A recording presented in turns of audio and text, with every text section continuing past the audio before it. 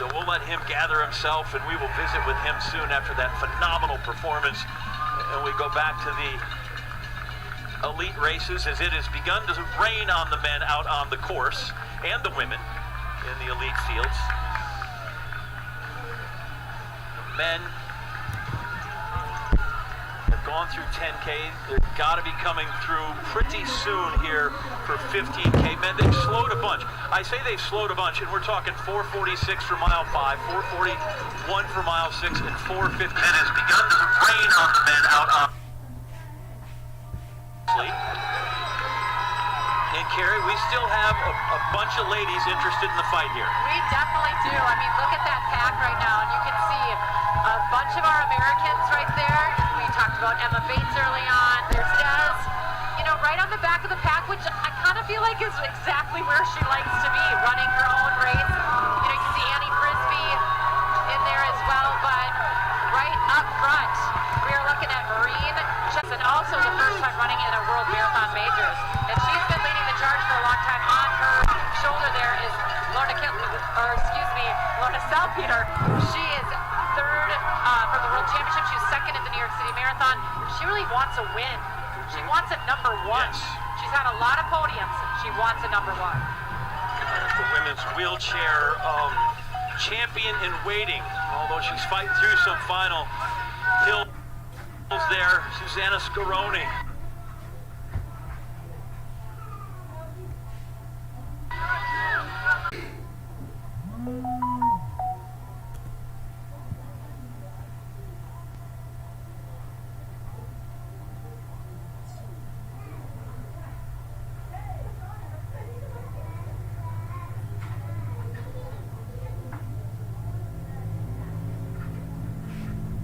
Wheelchair. Amanda will take us through that with insight and expertise when we return here to the 126th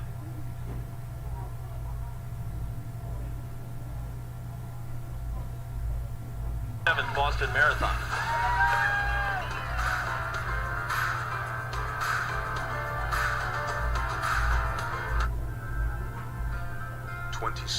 .2 miles that push you to the limit of what's possible, to prove that at our healthiest, there's no telling how far we can go. Join Abbott as we celebrate the runners of the Boston Marathon, one of the premier races of the Abbott World Marathon Majors, because wherever we are on life's journey, with good health, we are unstoppable. Hang on, everybody. That at our healthy weekdays, catch me if you can. Join Abbott as we celebrate the runners of the Boston Marathon. Man has turned. Catch Adam 12 and the A Team. All right, you in the van. Come on out nice and slow with your hands empty. Weeknights starting at 5 on MeTV Boston.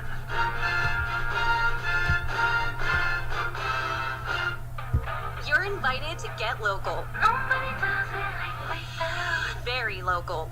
This is my town. The only streaming channel that brings you closer than ever to your hometown. I'm a tourist in my own city. With original series and specials, loaded with local flavor. Let's get cooking. Ta-da! And as Adventure. fun as it looks when you are coasting downhill, And this discoveries. part just looks. You never know what you'll find right outside your door. It's the Great best thing about place in the wheelchair racing world. is you get a recovery down All the those news hills. you need. You can shake your arms out a little bit, you can roll down the hill, you can recover a little bit. It's not enough to be ready for It's your this. channel, so watch it Susanna your is way. hurting. She's through 21 miles, so we're getting close to the end here. All But she day, has such a all big night, gap, 3 all minutes free. ahead of defending champion Manuela Schar. Stay very connected. I think that she can afford to struggle a little bit here. She doesn't necessarily have to be at her best to keep that gap. What does she have today that Char's missing on this day? Susanna's strength, and it has always been Back her at the strength, is that she 127th grinds. She Boston wants to Marathon. push as hard Amanda as she McGrory, can. She is grit. She as wants to go. exciting She and wants as to test fun as it herself looks and when see you how are fast coasting she can go. downhill, this part She hasn't just had the skills, she blows. hasn't had the strength. It is grueling.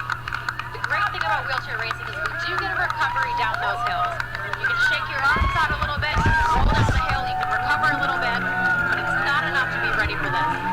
And Susanna is hurting. She's through 21 miles, so we're getting close to the end here, but she has such a big gap, 3 minutes ahead of defending champion Manuela Schär. I think that she can afford to struggle a little bit here. She doesn't necessarily have to be at her best to keep that gap. What does she have today that Schär's missing on this day? Susanna's strength, and it has always been her strength, is that she grinds. She wants to push as hard as she can. She has grit. She wants to go, and she wants to test herself and see how fast she can go. She hasn't had the skill, she hasn't had the strength to really capitalize on that yet. But right now, she's untouchable, and she is going to work harder than anyone else out there. She's still on a 3:44 pace, which is solid, and she is about to finish in her second fastest time ever on this course. And it's an amazing thing, as you touched on, what confidence can do. You win a couple of world majors, and suddenly it's not just your peer group, you own them. And there, look at the emotion. You don't think that guy's happy, Amanda, when he came through in that time? I mean, that guy's got more wins than anybody in the history of women's marathon, wheelchair marathon majors, and he is still excited, and he is a champ, and he is down there with Sage Steele. And here Sage, we are with I don't know how you six-time Boston Marathon champion Marcel Hug. Okay, I say 6 times, and your grin gets as big as I've ever seen it, and I've seen it pretty big before, certainly in New York. How does this one feel compared to the previous 5? It feels incredible. It was a great race, but also difficult. Wheelchair marathon majors. To do this fast time on this course, in these conditions, is for me, it's incredible. Okay, yes, I have to talk about the fast time, 1:17:06. So you blew away your own course record by a minute. How at one point did you have over a 7-minute lead on this kind of competition, Marcel? I don't know. Just try to go hard from the beginning, as hard as possible, and see what's possible in these conditions. But 7 minutes, it's a lot. Yeah. Okay, he's so humble, and that's a lot. Talk to me about the hardest part of the race. Obviously, we know the hills, but the hills combined with these conditions, and we were talking about it on the race while watching you, you really still couldn't afford to make a mistake, and that was hard to not do on these conditions. Yeah, it was definitely difficult in these conditions, especially in the corners. You have to brake softly. And the railways were also difficult, 36 kilometers. And but yeah, the uphills are really tough, but in the downhill you have time to recover. So what's next? Your resume continues to get more and more impressive. Obviously you need to absorb this, and I hope enjoy it. But then what's next for you? Next race is London Marathon next Sunday, so very big. Next Sunday? Yeah, next Sunday. You're crazy, and we love it. Marcel Hug, the silver bullet, gets it done again. 6-time champion here at the Boston Marathon. Thank you, and congrats again. It's great to see you. Thank you very much. Thank you. Wow.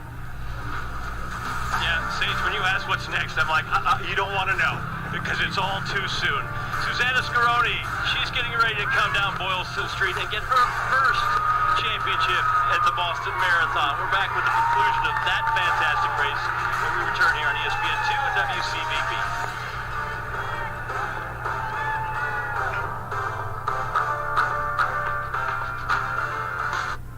We all define our finish lines differently, but realizing them always starts with good health. It enables us to move forward, one step at a time. It's how the fastest marathon runners in the world train to test their physical limits, then push a little further and achieve the seemingly impossible, inspiring all of us to live our fullest lives through the power of health. Cheers. Cheers. Cheers. Because I've traveled so much for work. Welcome to In Transit, where we hunker down at an airport bar to chat everything from travel horror stories, maybe the most fainters we've ever had in the show, to top travel destinations. I like Boston. It's a really good college town. We'll even share some ideas on how to kill time the next time you're bored at the airport. It's time for a game. You tell me whether they are allowed on airplanes. Oh. I'm kind of good at this. I think it's because I've seen a lot of weird people do a lot of weird things. Yeah. Plus, hot